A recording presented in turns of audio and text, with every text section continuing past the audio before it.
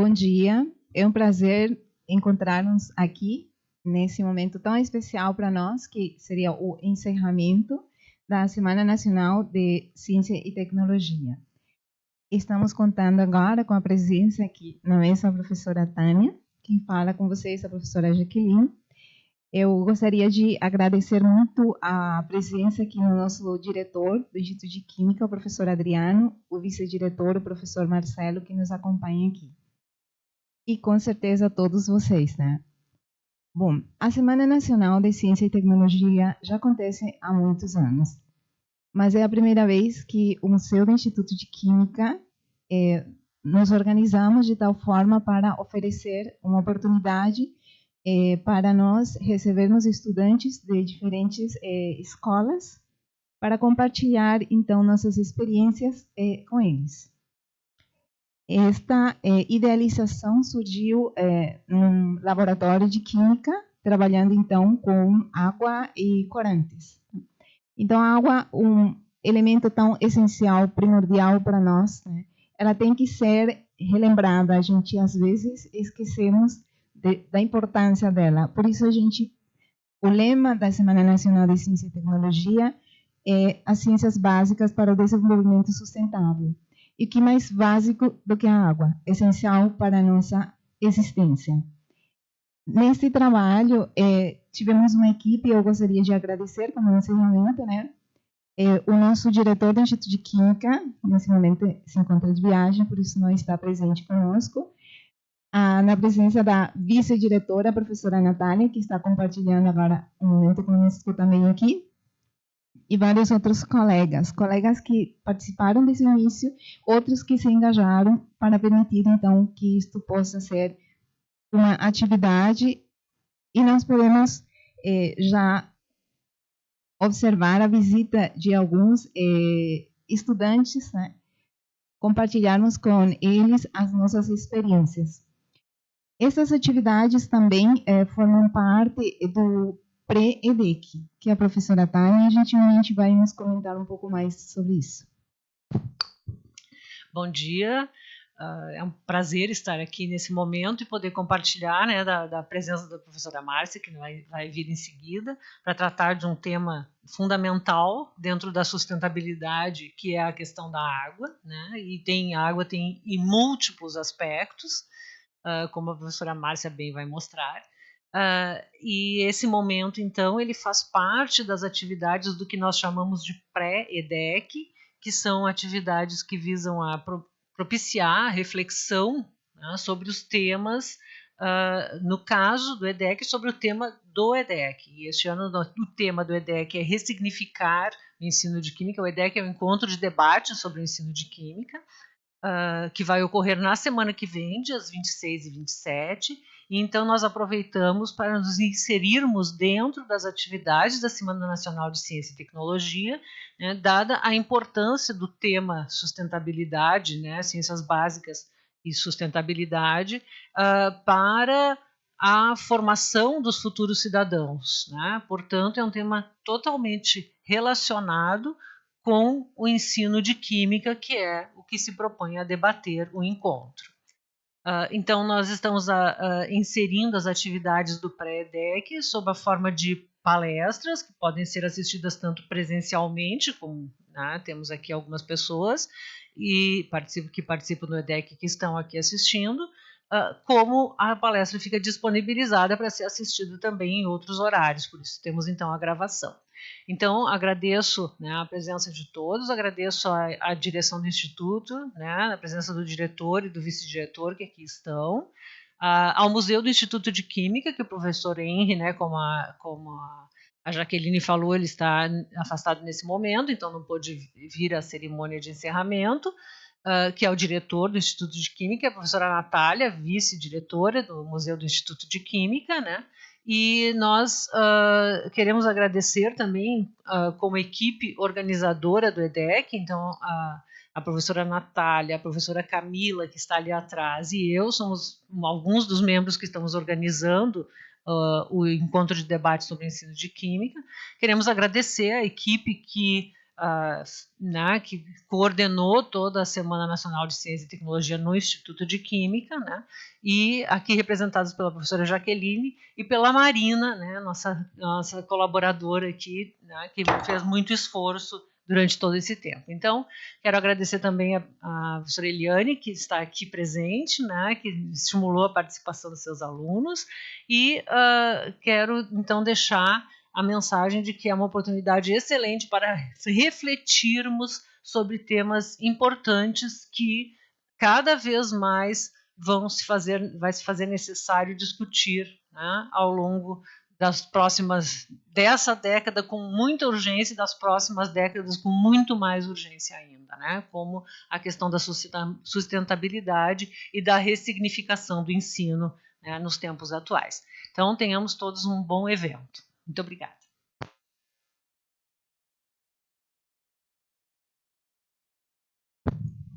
Muito obrigada, professora Tânia. Todos, com certeza, também estão convidados, né, a participar do encontro, então, semana que vem.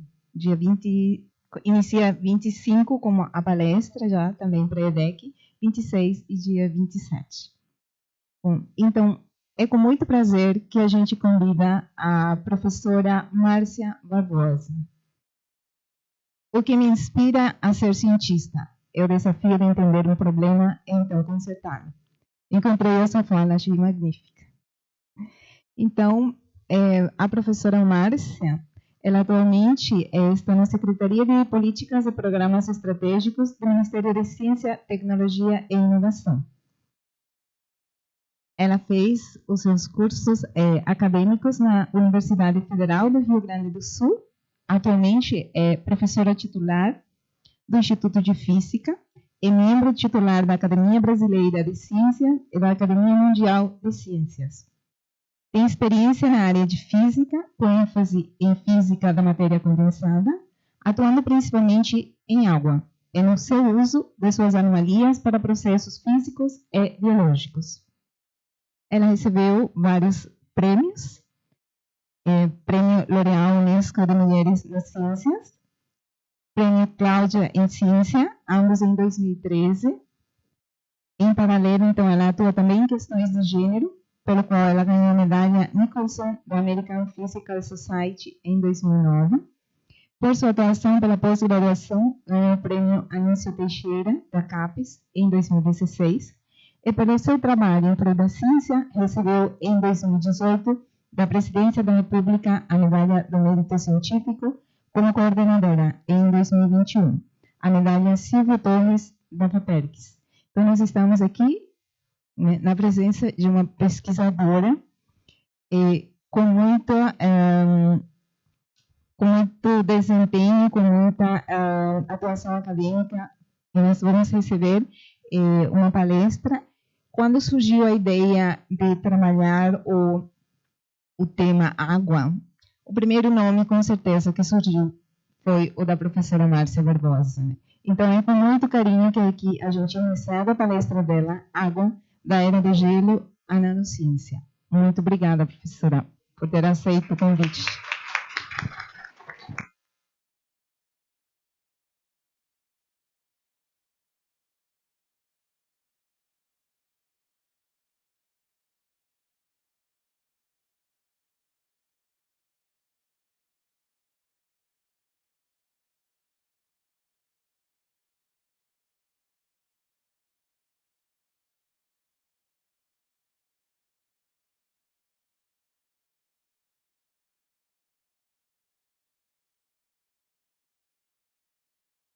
Eu adoro água, tá?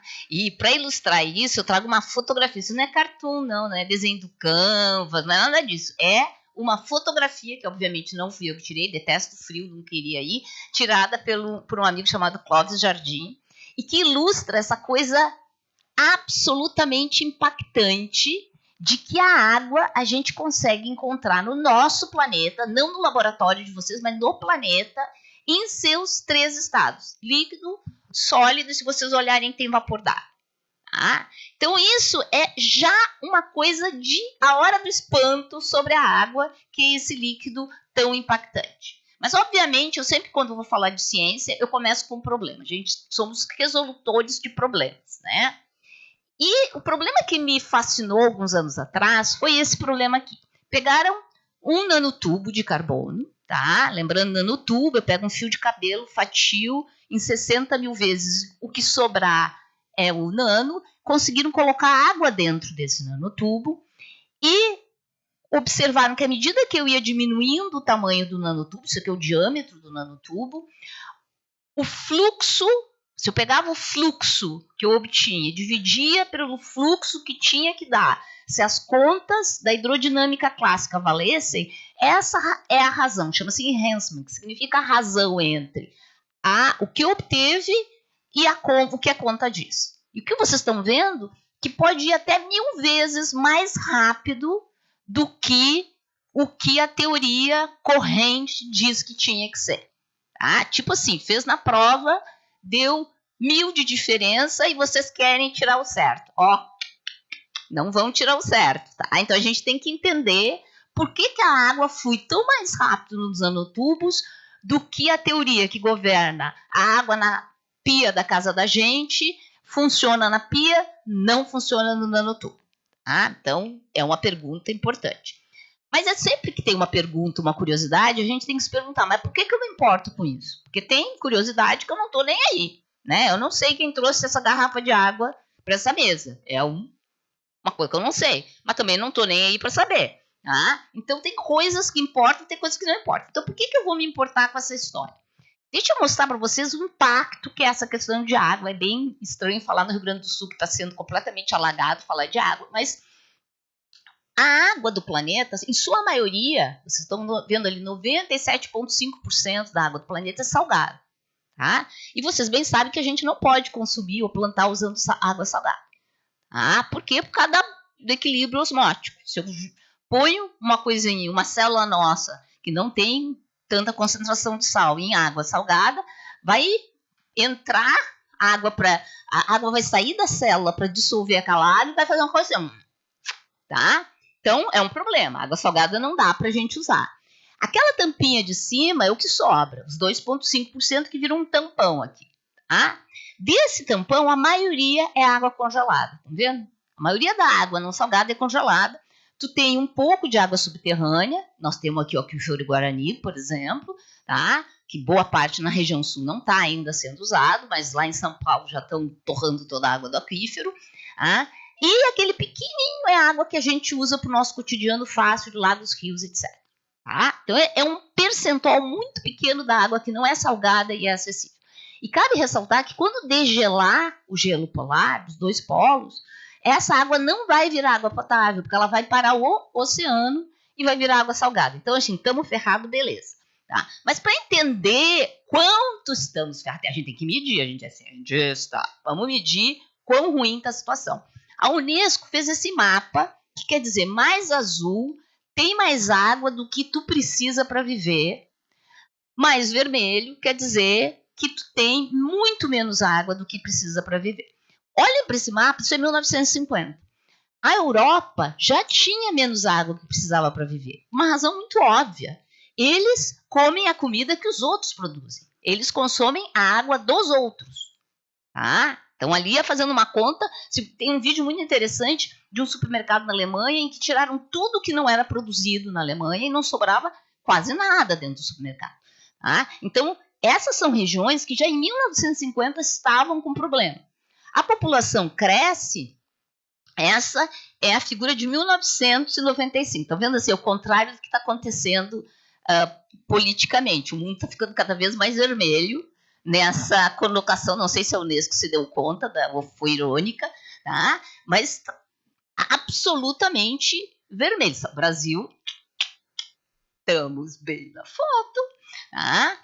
E isso aqui é a previsão para depois de amanhã, gente. É 2025. A primeira vez que eu vi esse slide era daqui a muito tempo. Metade da população do planeta vai viver numa região que tem o que a gente chama de estresse hídrico. Então, conseguir mecanismos para a gente ter água limpa, preservar a água limpa que tem, mas obter mais água limpa, dessalinizar, ter água do vapor, achar mecanismos de ter mais água, vão ser essenciais e a gente precisa começar a pensar nessas estratégias. Tá? Agora, se vocês querem parar de tomar banho para poupar água, vou dizer para vocês, enganem-se, isso aqui é o avanço entre agricultura, indústria e municipalidade, quer dizer banho, a cidade. Tá? Vocês veem que a indústria cresceu, mas realmente onde a gente consome mais água é na comida. E a gente também tem que pensar em como produzir mais comida com menos água, ou quem sabe fazer uma dietinha básica, ou quem sabe não gastar, não desperdiçar tanto como a gente desperdiça em alimentos. Tá? Então temos aqui uma questão também política no meio de uma questão de prospectar. O que as pessoas têm feito? Tá? Como é que as pessoas têm... Vamos olhar dessalinização. Aí eu fui olhar como é que as pessoas dessalinizam para ver se a gente dá uma sacada diferente e faz o processo melhor. Normalmente, dessalinização é uma membrana polimérica em que tu empurras água com sal e dos furinhos pequenos e passa a água. Não é esse jeito, não é como filtro de café que eu estou desenhando na dessalinização, na verdade, mas isso é mais ilustrativo do que o processo real. No processo real, a membrana é circular, a água passa assim, com a pressão em todas as direções, a água sai radialmente. Só que vocês veem que à medida que vai passando, a água fica cada vez mais salgada, tu tem que pôr mais pressão para tirar mais água, mais pressão, e parte do sal fica grudado nas paredes. Então tu tem que ficar trocando essas membranas, é um processo caro porque tem troca de membrana, lavagem, caro porque tu tem que jogar uma pressão absurda, tá? E por isso que tu tem que passar e repassar de novo, que isso é um tamanho de uma planta de dessalinização. É tão custoso fazer isso que hoje só países que têm uma necessidade absurda de água, locais, por exemplo, como na Califórnia, que não tem água, mas tem água subterrânea salobra, e eles têm dinheiro, então eles têm dessalinização. Ou alguns países árabes, mas nem todos. Eu já fui em países muito pequenos em que eles vivem buscando água de algum outro lugar. Então, assim, essa é uma questão, a dessalinização é uma questão bem importante e ela tem um processo cuja físico-química do processo é muito elementar e continua sendo a mesma físico-química elementar que foi desenhada há um tempão atrás. Isso para mim chantou, vamos olhar, ver se a gente tem uma outra ideia. O segundo processo, que também é usado, é a destilação. Obviamente, quando tem uma planta de destilação é assim, mas quem de nós não fez esse experimento de brincadeira, vamos dizer, no laboratório de química da escola, eu fazia isso como criança, que é tu ferver a água com sal, a água evapora, o sal fica, e depois tu coloca uma superfície gelada e tu gera água do outro lado. Esse processo, nossa, vamos resolver isso aí, é tão fácil fazer. A quantidade de energia que a gente tem que pôr para a água virar vapor é imensa, imensa por causa das ligações de hidrogênio. Então, esse processo tão bonitinho que a gente brinca e tem 2 gotas d'água no laboratório, ele, quando eu vou transformar numa planta de dessalinização, ele é enorme. E a combinação entre ele e o outro são utilizados atualmente. Esse processo é um pouquinho mais vantajoso do que a membrana, porque a membrana não é muito eficiente quando tu tem água com muita vida biológica, tá? Porque fica muito ruim tu fazer aquela puxar sobre a membrana, e esse processo funciona melhor quando tu tem uma água do mar, para fazer o pré-tratamento da água do mar, ele é bom, e então existem tecnologias que misturam os dois. Nenhum dos dois usa nenhuma das propriedades espantosas da água. Nenhum dos dois usa nenhuma tecnologia disruptiva do século XX. Eles podiam estar sendo feitos no século XVIII e XIX, porque não tem tecnologia avançada no que eles fazem. Tá? Então, qual a nossa ideia?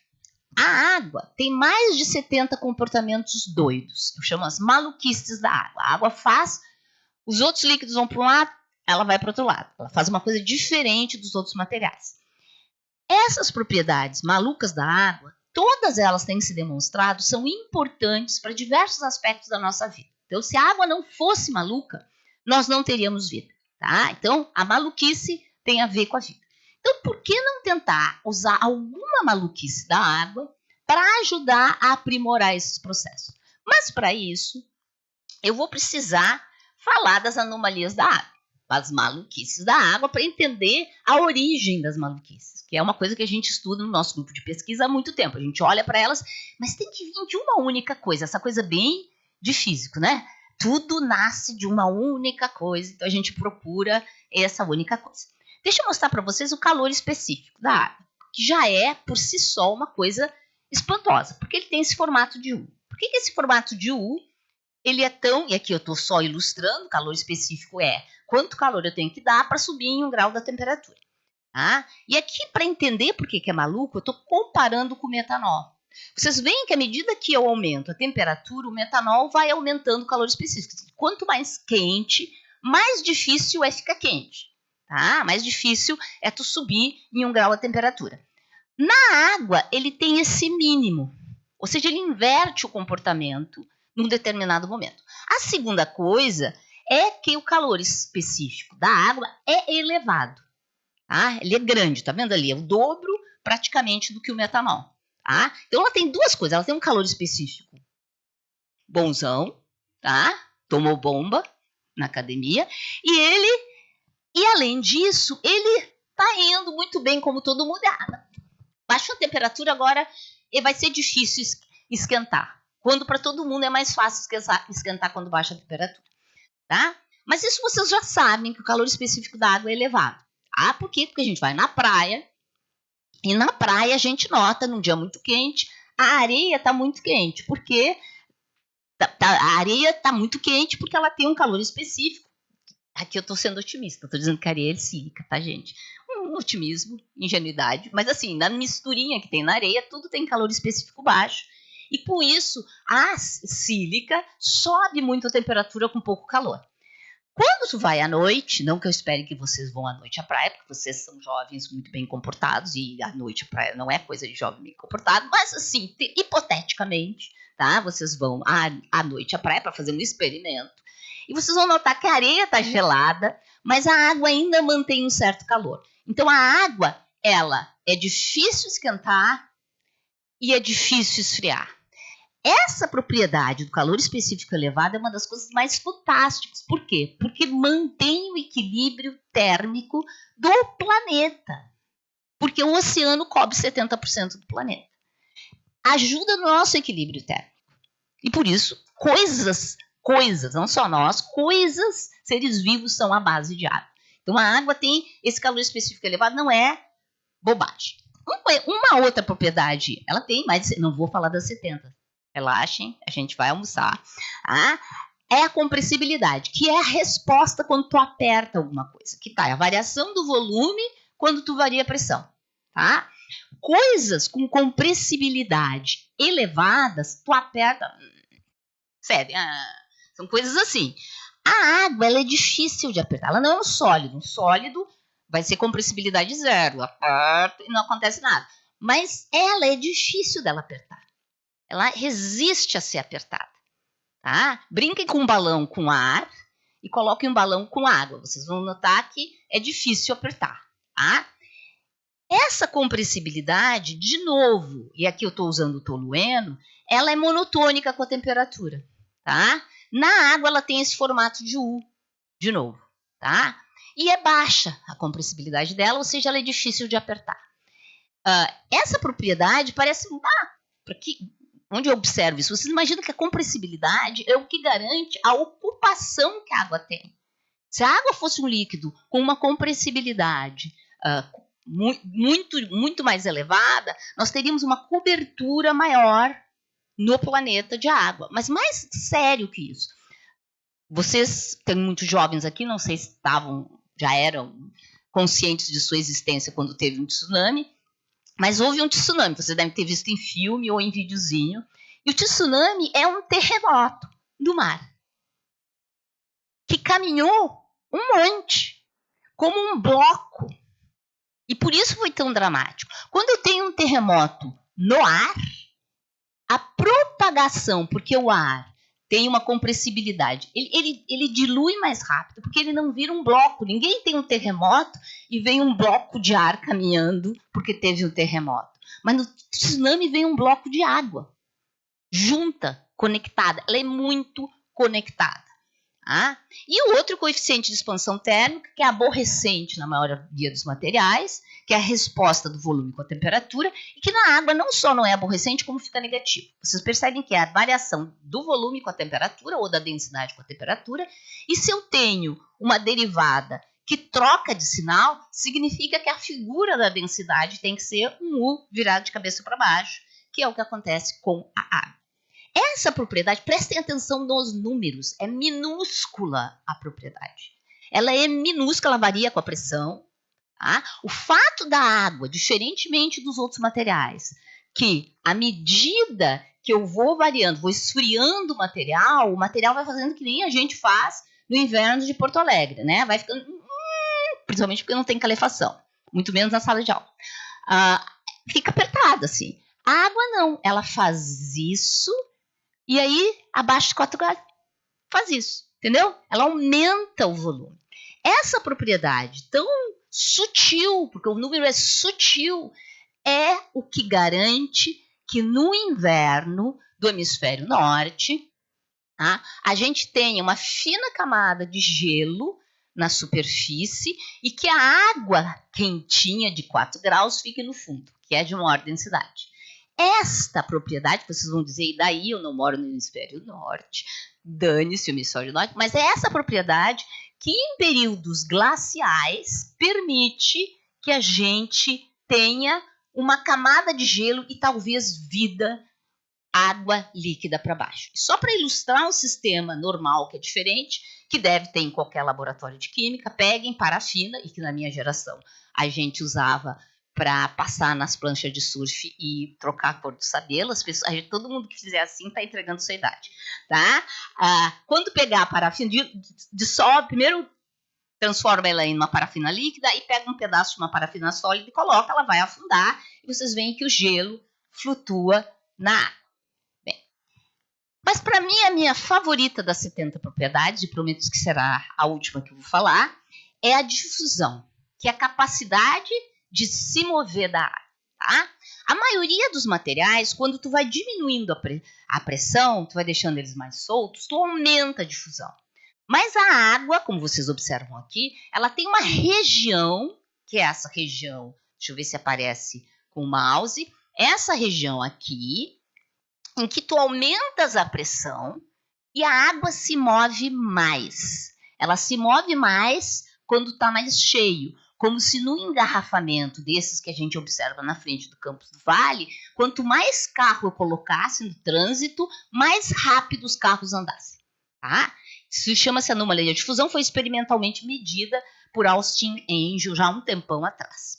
Agora nós vamos tentando entender tudo isso com uma teoria básica de onde vem tudo isso, e aí apresento para vocês a água, que tem esse formato de V.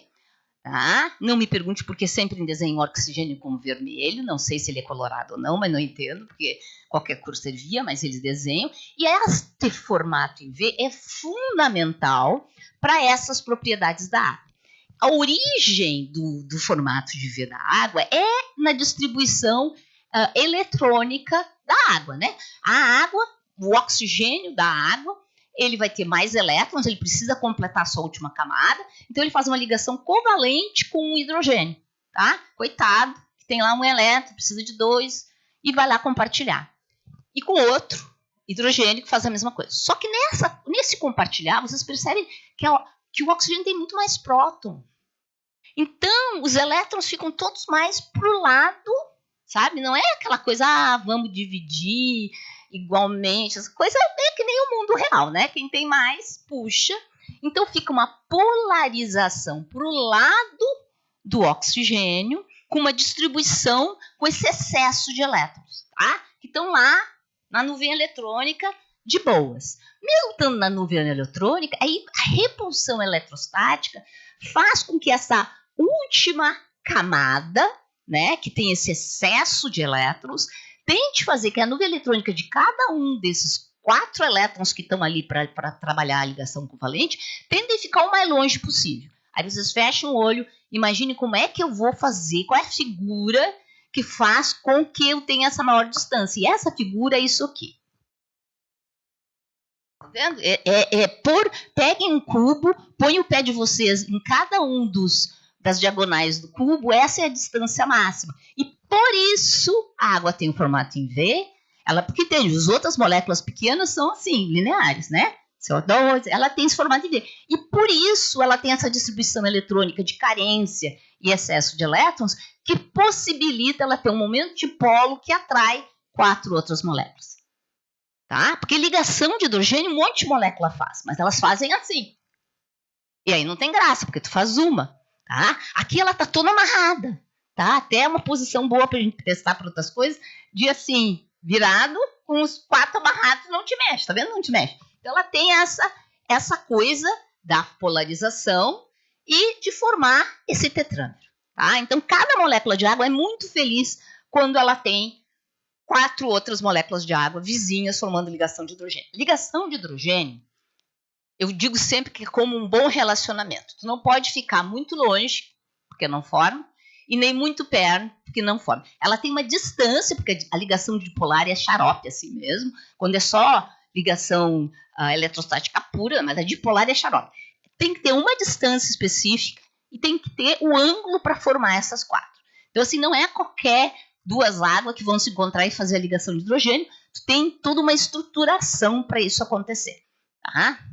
E aí, quando eu olho um copo d'água, eu sei que instantaneamente eu vou ter setores que as moléculas vão estar formando a ligação, mas é uma ligação meio fracote, então qualquer aquecidinha, ela desforma, desforma. E aqui eu tenho 2 estruturas que são muito presentes na água, que são tetrâmeros, que não têm ligação de hidrogênio, e tetrâmeros que têm. Vocês notam que as moléculas estão de boa a qualquer distância, mas para formar a ligação de hidrogênio, elas afastam.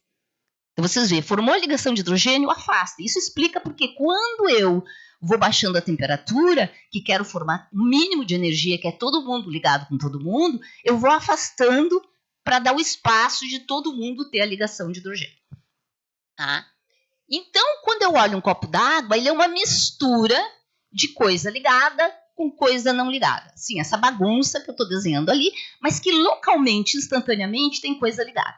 Então, isso quer dizer que a explicação para o calor específico também é flutuação na entropia. Um outro jeito de escrever, quem não viu ainda, provavelmente vai ver em físico-química, mas a flutuação da entropia, ou seja, a minha entropia local menos a média ao quadrado, me dá o calor específico.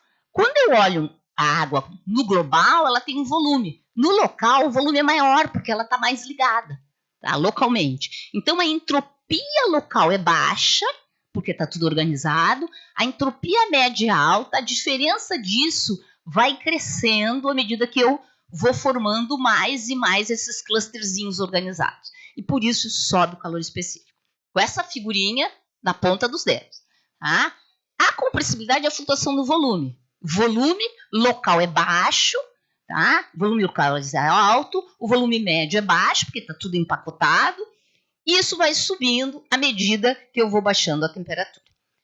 E o alfa que fica negativo é a mistura dessas 2 coisas. Lembra? A entropia local é baixa, então ela menos a média dá negativo. Isso explica esse sinal negativo do alfa. Tá? Espero ter convencido vocês da ponta dos dedos, mas ciência não se faz com a ponta dos dedos. Então eu resolvi olhar um problema que era a difusão e ver se eu conseguia entender o que estava acontecendo naquele problema com essa fotografia, fazendo cálculos reais. E há muitos anos atrás, acho que muitos de vocês nem eram nascidos, eu e o Paulo Nets, para mostrar que o Paulo Nets tem cara de novo, mas não é tão novo, fizemos esse trabalho em que a gente pegou um modelo de água, SPCE, e nós calculamos o coeficiente de difusão. Vamos lá olhar as moléculas de água se mexer. E aí, o que a gente observou? Que tem aquela, lembra que eu falei? Eu aumento a densidade, eu empacoto as moléculas de água e sobe a difusão numa certa região. Então, eu junto e elas andam mais. E a gente obteve o resultado experimental, o que vocês vão dizer, que foi o que a minha mãe disse na época. Se o experimental obteve, o que tu obteve a mais na simulação do que o experimental obteve? Pergunta justa. A gente sempre, como simulador, tem que perguntar o que é que eu consigo fazer que o laboratório não consegue fazer ainda. Primeiro, vocês vão observar que eu consegui um mínimo, que é a impressão negativa. O experimento de pressão negativa até hoje não conseguiram fazer, e eu consigo achar o mínimo desse mínimo e máximo da difusão. Mas só isso não basta. O que a gente fez foi uma outra coisa. Para entender o mecanismo, a gente colocou um vetor no oxigênio, tá? E aí tem várias curvas, porque eu coloquei vários vetores, tá? Mas é tudo equivalente. Coloquei um vetor no oxigênio e fui olhar o tempo que as moléculas de água rodavam quando as moléculas de água estavam difundidas. Tá? Então, além de andar, eu queria ver elas rodar, porque eu sabia que os tetrâmeros tinham que se formar, e para formar, as moléculas iam ter que se ajeitar para fazer as ligações de hidrogênio. Tá? Meus colegas brincavam, chamavam de a dancinha da Márcia, porque era essa combinação. E o que a gente descobriu, que quando eu tinha o mínimo na difusão, eu tinha máximo do tempo de rodar. E quando eu tinha o máximo na difusão, eu tinha o mínimo tempo de rodar. Tá? Então, a ideia era que as moléculas, elas andavam rápido e rodavam rápido. Meio coordenadamente, que nem dança. Mas é mais fantástico que isso, porque o grupo do professor Stanley, nos Estados Unidos, olhou isso e disse, eu vou olhar quem é que roda e quem é que se move. E descobriu que as moléculas que rodavam eram as vizinhas das que andavam mais rápido. Então, imaginem assim, um corredor, um efeito quase roleta de ônibus. Ainda tem roleta no ônibus, né? Tá? Roleta do ônibus, que a roleta está parada e gira e as pessoas vão passando reto. Então, as moléculas de água que passam reto são vizinhas das que rodam, que são as que se adaptam para as ligações de hidrogênio. Tá? Então, agora está fechando a fotografia. A molécula anda, as vizinhas rodam que nem o vídeo do Evanescence, Call Me When You're Sober, que tem umas bruxas que rodam e os outros que passam correndo. Não acho que foi inspirado nesse artigo aqui, mas tudo bem. Aí a gente fez uma outra pergunta. Bem, mas eu quero entender por que a água, quando empacota, tá? Como é que ela consegue andar mais rápido empacotada? Como é que ela faz isso? E um jeito de a gente fazer isso é olhar as ligações de hidrogênio. E a gente se perguntou, será que a água, ao empacotar, tem menos ligações de hidrogênio e por isso ela fica mais solta e anda mais rápido? E a gente descobriu que não. A água formava as 4 ligações de hidrogênio. E aí veio uma discussão no grupo. O Paulo não gosta que eu conte essa história, mas vou contar. Uma discussão no grupo porque a gente resolveu olhar o número de vizinhos, tá? E o Paulo diz, mas tem 4 ligações? É óbvio que tem 4 vizinhos, tá? Mas não é bem assim, né, gente? A gente sabe que às vezes a gente tem 4 ligações oficiais e umas 5, 6 não oficiais, né? E a gente resolveu olhar o número de vizinhos, tá? Que eram as ligações não oficiais. E a gente descobriu que naquela região, que é essa região aqui, aonde a gente tem o máximo da difusão, eu tenho a mesma fração de moléculas com 4, 5 e 6 vizinhos. Tá? Eu quis chamar isso de efeito Ricardão, o Paulo não deixou. Tá? Mas é claramente isso. Tu tá fazendo 4 ligações, mas tu tá já de olho na outra que tu vai passar, que é primeiro vizinho, e a água vai passando, vai virando rápido. Ela nunca perde a ligação, porque tem ali o vizinho atencioso, tá? Que tá dando bola, ou a vizinha atenciosa, e que tu vai passando de ligação em ligação. A gente, então, conseguiu com o modelo representar o experimento, mais ou menos, sempre o modelo é mais ou menos, tá? Mas conseguiu entender o mecanismo. Tá? Esse prêmio da L'Oréal é por causa desse mecanismo, ou como eles chamam, a dancinha da Márcia. A gente também foi longe. Eu digo, se tudo depende de liga-desliga, liga-desliga, eu não preciso ter água. Eu posso ter qualquer sistema que tenha um liga-desliga, entende? E aí eu peguei um tetrâmero, transformei numa bolotona, tá? Uma molécula só, que se relaciona com as outras num liga-desliga, tá? Então agora esqueçam oxigênio e hidrogênio, eu vou fazer uma simulação com uma única molécula, mas que tem um potencial que chega perto tem um mínimo de energia, chega longe tem um mínimo mais mínimo. Então ele pode escolher, vou ganhar mais energia ficando aqui, mas com a pressão isso que vale a pena, e vou fazer essa dancinha daqui para cá. 2 escalas. Tá? E aí a gente obteve os mesmos comportamentos da difusão, da densidade, ou seja, eu consigo gerar um comportamento à la água num sistema em que eu vou colocar uma competição. Parênteses, eu não vou falar disso aqui, mas nós já conseguimos mostrar que com lasers em átomos frios, a gente consegue fazer este mesmo comportamento para bósons e para férmions. Esses átomos frios, essas coisas que chegam a zero temperatura, a gente joga uns lasers. Claro que teoreticamente, né, teoricamente, numa caixa de ovo e põe uma competição artificial através dos lasers e gera comportamento tipo água dentro de átomos frios, como bósons e férmions. Bósons são os que gostam de andar junto, férmions são os que gostam de andar separado. A gente, inclusive, consegue fazer os que gostam de andar separado ficarem juntos com os lasers e isso gera a competição junto e separado. Então, este é um mecanismo testável em qualquer sistema. Isso é uma coisa mais fundamental. Mas é a minha promessa sobre os nano, né? Eu prometi lá no começo falar de nano, estou falando dessas outras coisas. O que a gente fez? A gente pegou, lembra? Criou um nanotubo com 2 reservatórios e fomos olhar como é que a água se movia de fusão nesses nanotubos. E isso aqui é o resultado com nanotubos mesmo, que observa que a difusão da água diminui quando o tubo fica muito pequenininho, mas quando ele fica muito pequenininho, ela aumenta de novo. De novo, uma coisa louca, né? Tu vai diminuindo, tu tem que a difusão diminuir, e de repente tu diminui, mas vai lá para cima. Aí a gente fez a simulação, a gente primeiro descobriu que a água no nanotubo, ela não ficou homogênea, isso explica porque a hidrodinâmica clássica não funciona, ela supõe que o sistema é homogêneo, ela forma uma cebola, a água fica toda formando camadinha dentro do nanotubo. Então, assim, tudo que vocês usam de hidrodinâmica clássica vai ser violado nessa escala. Por quê? Porque as coisas ganham estrutura e não tem homogeneidade. E a água vai virar essa cebolinha. E esse último andar da cebolinha aqui é quando eu tenho um tubo muito pequeno que eu não consigo mais formar 2 fileiras. Aí a água fica super rápida, porque ela não tem a outra fileira de água para impedir a mobilidade. Por isso que tem essa difusão espantosa. Tá? Esse é o potencial efetivo e aqui é a comparação entre o resultado da nossa simulação e o resultado verdadeiro.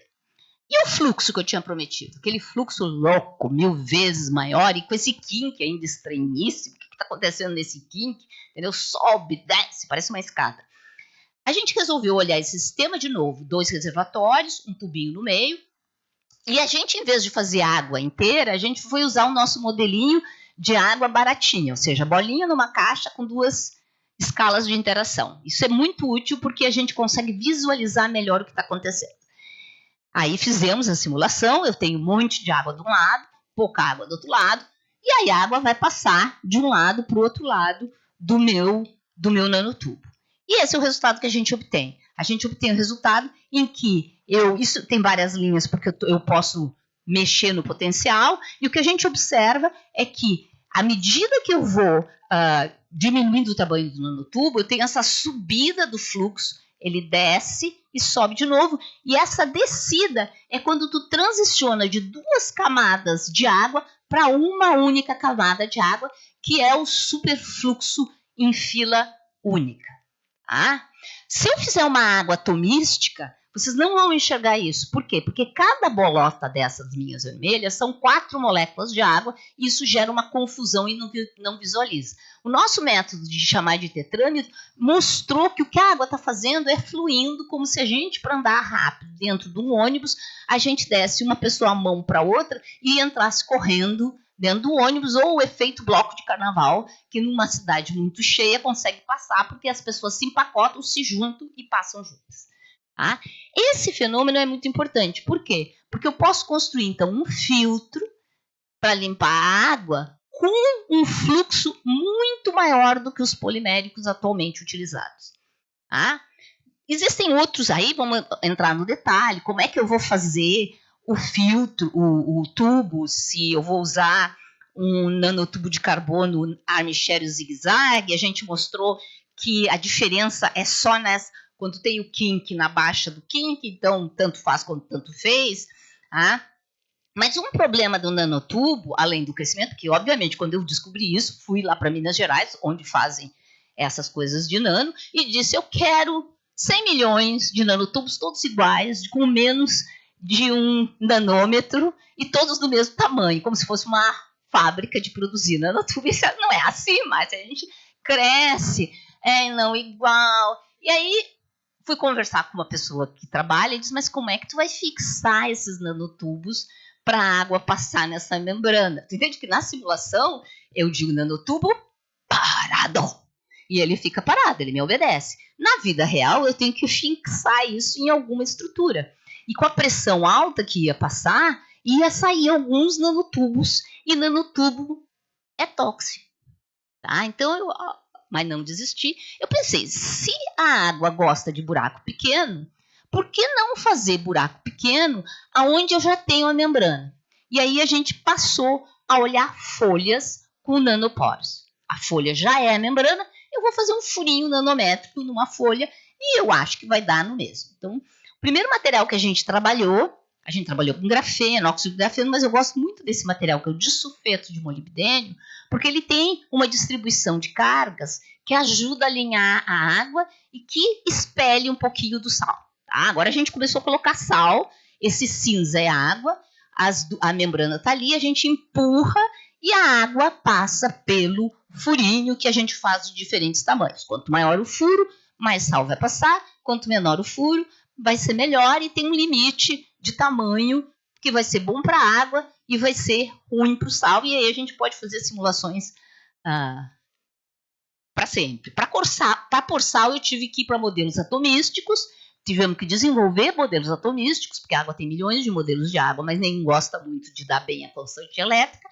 Então, tivemos que desenvolver um modelo de água e de sal que desse certo a constante elétrica. Essa é a magia da simulação. Tu cria o modelo, mas ele não é perfeito. Ele é perfeito para alguma coisa que ele foi desenhado. E vai ser muito imperfeito para outras. Então, não use um modelo sem olhar se aquilo que vocês querem está bem definido no modelo. E por isso a gente teve que desenhar. Isso são... Azul e vermelho quer dizer que tem bastante água. De novo, ilustro. Eu vou aumentando o tamanho do buraco e vocês vão vendo que vai formando mais camada de água. Essa ideia de que a água é uniforme, que nem um copo d'água, no nano nunca é assim. Ela forma camada feito cebola. Tá? Aqui a gente ainda fez uma coisa que só na simulação a gente consegue fazer. A gente pegou o sistema que era o disulfeto de molibdênio e brincou com a carga dele. Tá? O disulfeto de molibdênio tem 3 camadas. Tá? Tem enxofre, molibdênio e enxofre, que tem 1, 2, 1. Tá? Mas porque a gente é Deus na simulação, eu digo vou fazer 0.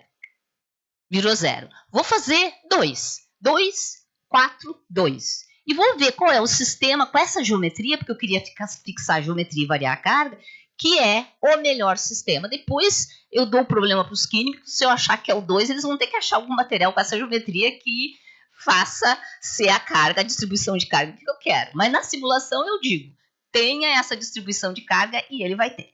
E vocês veem que a distribuição não muda muito, o de cima é 0, o do meio é o verdadeiro disulfeto de molibdênio e o de baixo é um disulfeto turbinado com carga maior. Tá? Um jeito de fazer isso é decorar o disulfeto com alguma carga. Tem jeitos que a gente já sabe de fazer isso sem mudar o disulfeto, a estrutura do disulfeto. O que a gente descobriu é que quando tu tens um poro muito pequeno, o 0 carga é melhor. O que quer dizer que é melhor usar grafeno mesmo? Tá? Essa é a resposta. Para uma carga, para buraco pequeno, o carga 0 é melhor que o grafeno. Mas à medida que tu vai aumentando o tamanho do buraco, fica muito parecido com qualquer distribuição de carga. Então, se para o sal for melhor ter distribuição de carga, abandonem o grafeno ou óxido de grafeno e venham para o disulfeto de molibdênio, que ele funciona muito bem. E quanto maior for o tamanho do buraco, melhor, a carga quase que tanto faz quanto tanto fez. Segunda pergunta que a gente faz, e se eu colocar um segundo buraco, será que vai gerar turbulência? Vai atrapalhar a entrada da água? Como é que a água entra nesses buracos? E a gente fez comparou com 2, de diferentes distâncias, tá? O que a gente descobriu aqui? O azul é 1, que o fluxo vai ser menor, mas é óbvio, né? É um buraco só, então vai entrar menos. E os 2 não importa muito a diferença, a distância. Então, o que eu fiz? Eu dividi aqueles por 2 para saber o fluxo por buraco e dá exatamente a mesma coisa. Então, assim, eu posso colocar 2 buracos, um do lado do outro e não vai ter turbulência. E aí a gente foi olhar a simulação. Não tem turbulência porque a água se... Lembra o que aconteceu no nanotubo? Se enfileira. A água é que nem a gente, olhando uma sala cheia, tem que entrar no teatro e tem lá a porta, ou a porta do avião, que mesmo antes de chamar, tá todo mundo enfileirado. A água, porque ela quer manter as ligações de hidrogênio e sabe que vai passar por aquele buraco, que já tem uma estruturação perto do buraco, ela forma uma fila até bem depois. Isso inibe a turbulência, o que é coisa muito importante para esses fenômenos de dessalinização. Tá? Mas aí tem umas coisas ruins. Eu pensei, não. Se agora eu empilhar um monte de folha, isso vai ficar melhor, porque vai formar mais fila. Não fica melhor. E eu vou explicar por que não fica melhor. Porque quando tu encaixa as folhas, elas não encaixam bem. Tá? E quando não encaixa bem, ela entra e ela tenta sair pelos ladinhos. Tipo quando a gente empilha coisa que tem estrutura e te joga na água, a água vai escorrer pelos lados, tá? Por causa da estrutura, realmente a estrutura química. Então, esqueçam empilhar, vai ter que ser uma folha só. Mas, Márcia, e se tu tá falando só de salinização? E se não tiver água? Não tiver água salgada, e se eu não tiver essa origem para eu fazer dessalinização, o que eu posso fazer? Desculpe, porque eu estou desconfigurado. Aí a gente vai usar outra coisa, a gente vai usar o amor e ódio da água. Hidrofóbico, hidrofílico. Material que ama água, material que detesta água. Tá? Então aqui está um exemplo de folha de lótus que odeia tanto que forma aquela bolinha. Existem outros materiais, por exemplo, o sal, que ama. Por isso que ele não entra no tubo, né? Porque ele tem que tirar a sua camada de água para entrar e não vai entrar. Existe esse besouro da Namíbia que faz o seguinte na madrugada tipo assim, manhã de Porto Alegre, no inverno, e atualmente no inverno que não acaba nunca, e em outras estações também, que é o fato que tem aquela vapor de água, alta concentração de vapor de água no deserto. Por quê? Porque tem uma variação de temperatura. Por quê? Porque o deserto é feito de sílica, que varia abruptamente a temperatura, e forma esse vapor. Esse besouro, nas costas dele, tem uma região muito hidrofílica, que transforma vapor de água em água líquida, e uma hidrofóbica que coleta, e ele consegue beber. Ele fica realmente inundado de água e consegue beber. Existem plantas no deserto que fazem a mesma coisa. Elas têm estruturas hidrofílicas na ponta, que transformam a água em vapor d'água, coletam, formam gotas grandes, que são reservadas em regiões hidrofóbicas, e com isso tem coleção. Que só para mostrar, assim, essas plantinhas têm umas coisinhas, uns pontinhos, tá? Parecido com os cucurutos das costas do besouro, que fazem essa coleção. Agora vamos tentar pensar como é que eu posso juntar isso com o que eu sei de água fluir rápido em nanotubos de carbono. Tá? Isso aqui é o jeito sem anomalia, que eu vou pular, para ir direto, que eu já gastei muito tempo com a ideia que a gente teve. Nosso primeiro desafio, eu queria gerar vapor d'água. Gerar vapor d'água na simulação é muito difícil, porque o diagrama de fase da água é muito estreito, a região para formar água, ela sempre se separa em duas fases na simulação. Então a gente gerou um jeito esperto, que é criar uma nuvem com grande variação de temperatura, que joga vapor numa superfície, que é um coletor de uma superfície hidrofílica, que é esse verdinho, que transforma água, de vapor de água para água líquida, e que é capturada nesse cone. Não tem gravidade, como no caso da planta e no caso do besouro, mas tem esses desenhos hidrofílicos que atraem a água, e por isso o formato de nanocone. Agora vamos ver se vai funcionar o vídeo. Deixa eu fechar aqui só um pouquinho. Ixi, o que eu fiz? Não, era aqui que eu vi. Tá, vocês estão vendo ali? Tem a nuvem que gera a água, tem que ter um pouquinho de paciência. Aí ela vai formando umas gotinhas na superfície, e essas gotinhas vão sendo atraídas para dentro do cone, tá? E aí elas vão ser puxadas pelas regiões hidrofílicas e coletadas do outro lado. Do outro lado eu não tenho um coletor como se fosse uma bacia, eu só tenho uma folha. Então encheu a folha, acabou a minha simulação também, porque ganha muito tempo de simulação. Quando eu consigo encher a folha, estão vendo que eu encho toda a folha, eu formo massivos fluxos de água. Tá? Então isso gera um coletor contínuo de água sem gravidade, utilizando como única propriedade o fato de eu ter uma forma, que é um cone, com essas regiões hidrofílicas. Deixa eu fechar. Eu acho que é isso que eu tenho que dizer. Não. Ixi, eu acho que eu fechei a outra. Deixa eu ver se a outra tá aqui. Tá.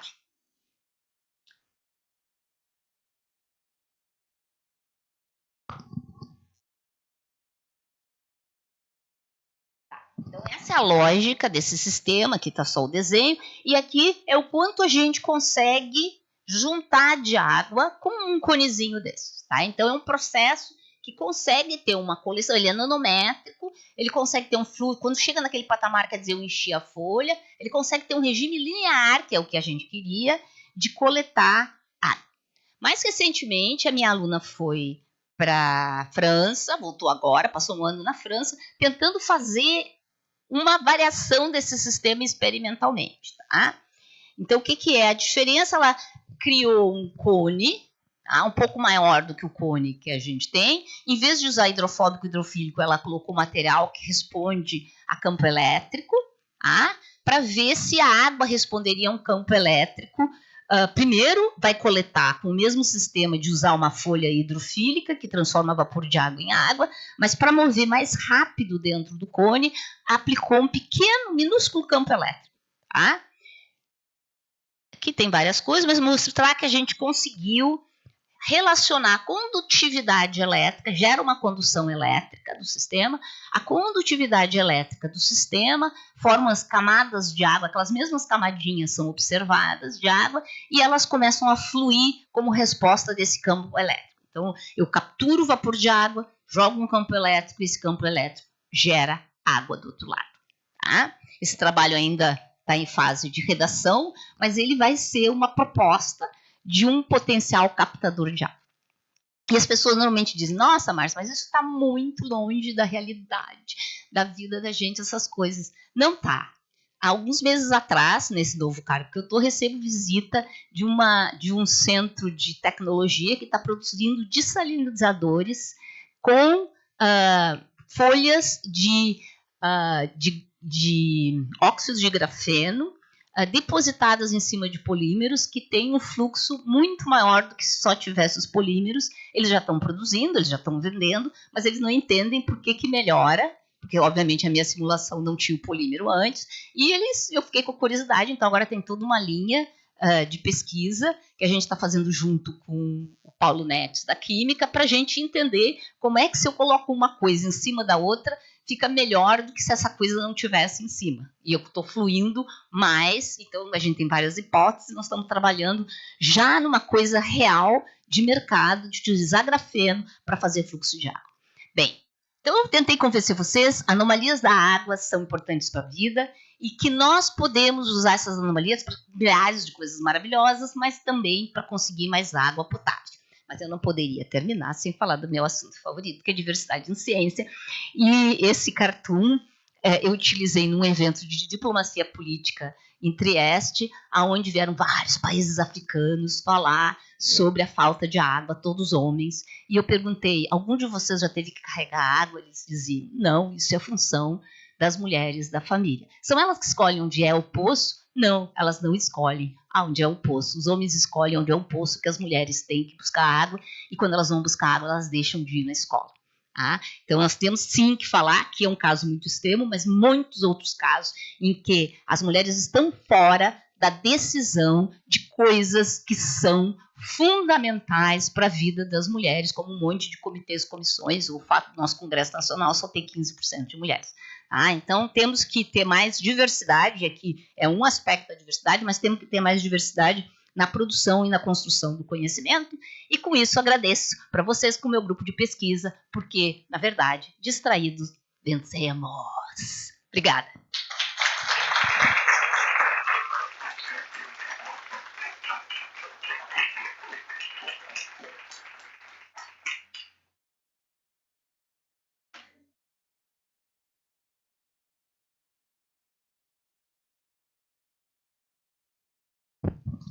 Que excelente palestra. Maravilhoso, realmente acredito que todos vocês também, né, aprendemos muitíssimo e é super importante todo o tema que abordou aqui, que realmente traz muito da ciência básica, né, para o conhecimento e o desenvolvimento. Eu acho que não podia ser melhor. e também complementa o nosso tema, que foi a água para a arte da vida, né? Então, eu agradeço, né, a palestra da professora, e se alguém tiver alguma pergunta...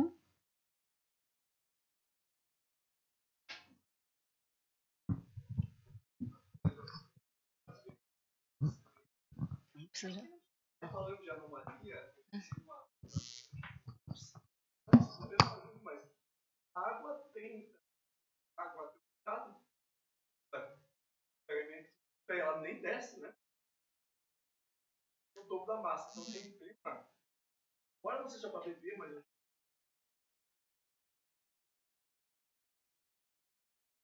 uma água com a maior concentração de alta mas ela poderia ajudar nesse Normalmente, a água adulterada tem as mesmas anomalias da água, só que ela tem regiões de temperatura e pressão diferentes, mais para o nosso lado da vida. Então, assim, ela pode, não sei, claro que obviamente essas coisas tem que sempre a biologia entrar junto para dizer que a gente tem umas ideias lindas que matam as pessoas, mas tipo energia nuclear, né? Mas e que também dá vida. Então a gente tem que saber calibrar. Então, assim, ela, como anomalia, ela dá uma deslocada, porque ela continua tendo o dipolo, ela só traz mais, vamos dizer, fica mais exagerada as coisas, e com isso ela muda a região de temperatura e pressão. Então, às vezes é utilizado, então seria uma ideia de, se eu quisesse mudar a região, vamos dizer, de temperatura ou diâmetro que eu preciso ter, vai alterar sim, por causa que ela muda a estruturação da água. É uma ideia, só que eu não sei, eu não entendo muito dos potenciais malefícios que a água adulterada traz. Alguém mais? Alguma pergunta?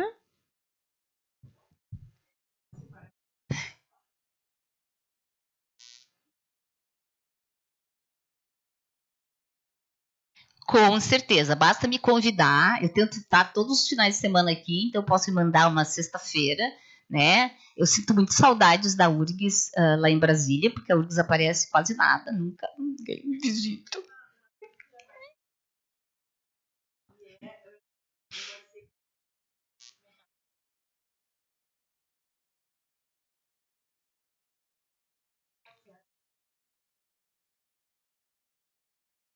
Sim. Sim. Tem toda uma linha do pessoal que estuda a água que diz que todas as moléculas que formam uma certa estrutura, que nem a água forma, assim, tetrâmero, ou uma estruturação, essa coisa presinha da água, vão ter algumas das anomalias da água. Tá? Então, esse é um caminho. Quando eu vou olhar esses materiais, eu já fico dizendo, será que não vai ter anomalia da difusão? Será que não vai ter anomalia da densidade? E tu acha outros materiais que têm essas anomalias. Mas o peculiar da água, e eu não tive tempo para expressar, é que essas anomalias acontecem bem na temperatura que a gente vive. Em alguns outros materiais, sílica, por exemplo, ela acontece numa temperatura lá do Sol, né? Essa vai acontecer num regime de temperaturas muito específico. A água ela tem uma extensão que coincide de ser onde a gente vive, ou a gente vive nessa temperatura, aí não sei o que vem antes, né? Alguém mais teria alguma pergunta? Bom, professora Márcia, a sua palestra foi magnífica. Eu gostaria de lhe dar um pequeno presente.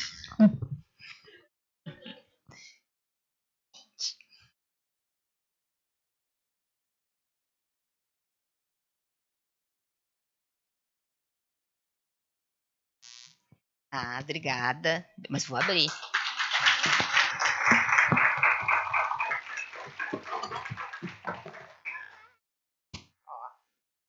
Vai para minha coleção. Eu tenho coleção dessas canecas que ficam lá no ministério, vai lá para minha. E tem meu nome! Essa não vou deixar lá. Porque as outras coisas é porque, sabe, depois dessas coisas de joia, eu tô deixando tudo que eu ganho lá. Mas essa tem meu nome, eu não vou deixar, não. Tá bom, obrigada.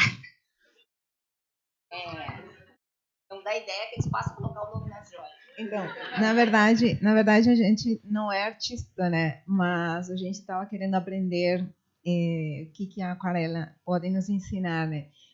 A química da aquarela. Então, não será uma obra de arte, mas é com muito carinho que a idealizadora de todas essas ideias que a gente depois conseguiu e está trazendo aqui é uma aluna de iniciação científica, a Chádia, né, que está fazendo estágio agora, não está com a gente, né?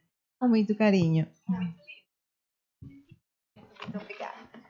Eu agradeço realmente a sua presença, para nós é chave de ouro. As nossas atividades ainda vão continuar, pessoal. Ainda vamos receber vários estudantes de várias escolas, né, trabalhando com eles no laboratório. E estão também muito bem-vindos, né, para nos acompanhar. A maioria das atividades está acontecendo ali no anfiteatro da Química e também está acontecendo na sala, no laboratório do ensino de Química, no prédio E210. Quem quiser nos acompanhar, nos ajudar a receber os nossos ilustres visitantes pequenininhos e jovens, né, para ensinarmos ou para mostrarmos um pouco o caminho da Química para eles. Então, agradeço muitíssimo a sua presença e agradeço a presença de todos vocês aqui também. Muito obrigada.